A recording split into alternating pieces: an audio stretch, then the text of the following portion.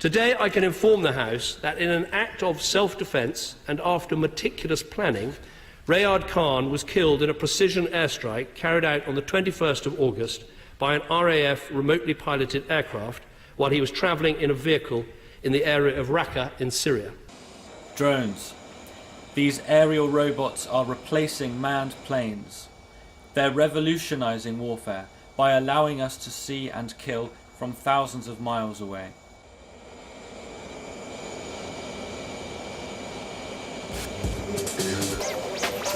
This is a technology that's a game changer. It's been so on the military side, it will be the same on the civilian side. This is a powerful technology. It is real. It is coming. No amount of hand-wringing is going to stop it. The British government is spending millions, if not billions, developing this drone warfare, and yet its citizens are being kept mostly in the dark. The British drones are flown from a command centre at RAF Waddington in Lincolnshire. This is only possible because of massive investments in telecommunication systems. For example, the Americans are pouring hundreds of millions of pounds into an information hub at RAF Croughton here in Oxfordshire. Taranis is one of the most advanced projects that BAE Systems has ever undertaken. It keeps the UK at the top table of aerospace capability.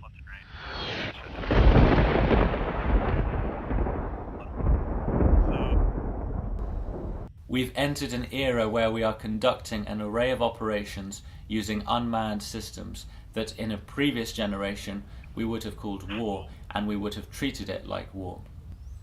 When you are conducting more than 300 airstrikes into a country, you are conducting an air war campaign, but it's not called that now. Drones can strike with absolute precision, but their visual sensors are limited. This means that some drone pilots can mistake their target. There's no reset button, there's no there's no turning it off. Because we have such a long loiter time, there's potential to have eyes on the target that we are going to blow up for hours ahead of time. Then we employ on it, strike the target.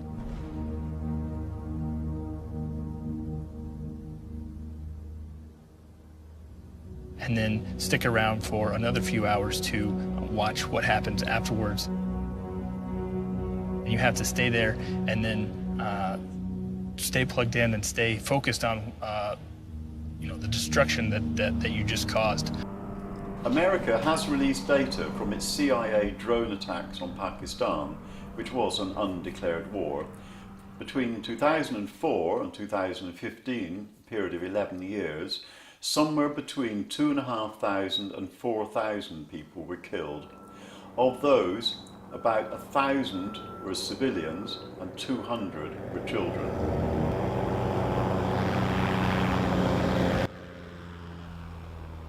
Afghanistan is the only publicly authorized war zone for drone strikes. Elsewhere in Pakistan, the Yemen and Somalia, covert drone strikes take place without killing any American army personnel. Kill lists drawn up by the CIA were endorsed first by President Bush and later on by President Obama, who increased the numbers on the list by 50 times the original amount. In 2012, it is estimated the USA carried out hundreds of drone strikes across 4 countries.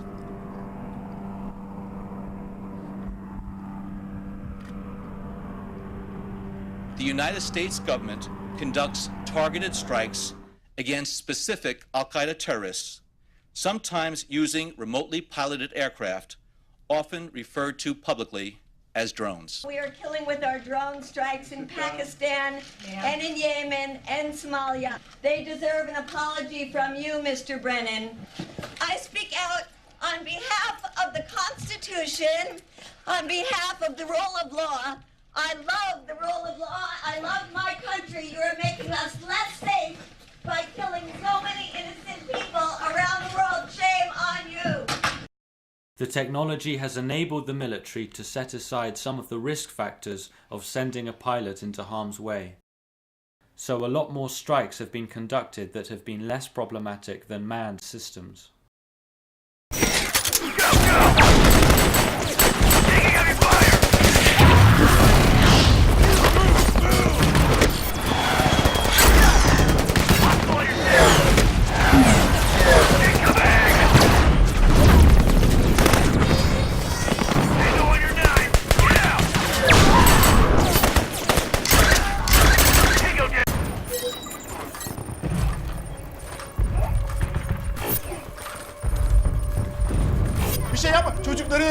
Fucking bot never misses. Certainly makes our lives easier. So the suspect is detained. Yeah, copy. Understood. New directive. Execute the target. Leave no witnesses. Make it look like one of his own men did it.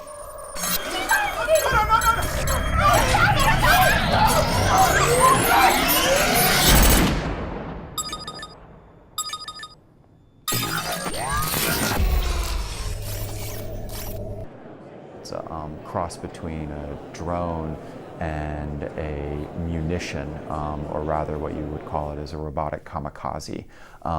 It's about the size of a rolled up magazine. A soldier can shoot it off, it flies, observes, and then rather than having to call Big Brother then to fly in and drop bombs on the target, in this case the little tiny drone, they can then decide now it's going to turn into a little cruise missile and fly into the target.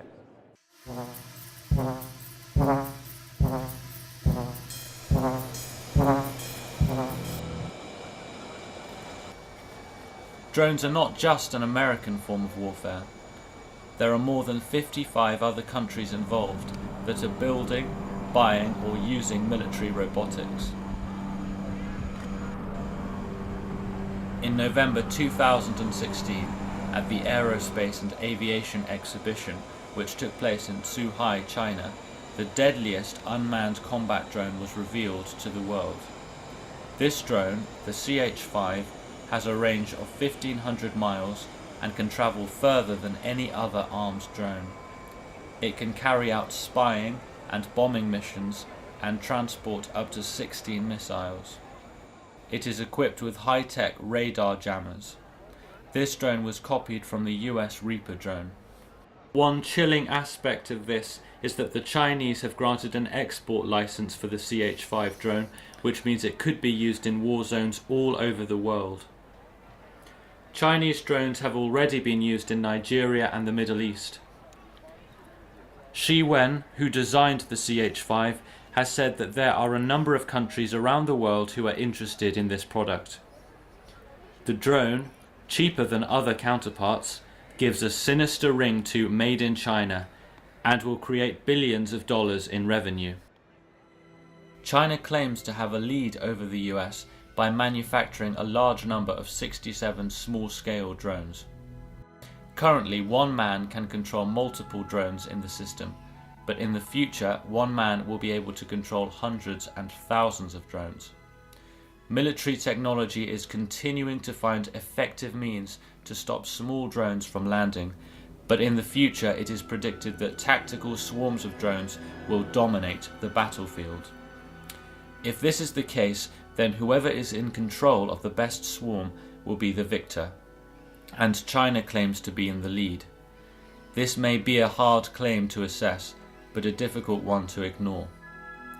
In the latest global tensions between East and West, the President of China declared that the USA was a real threat to Chinese and Russian security. But a top US Army chief claimed that with the latest Chinese drone technology, a World War III with China was inevitable.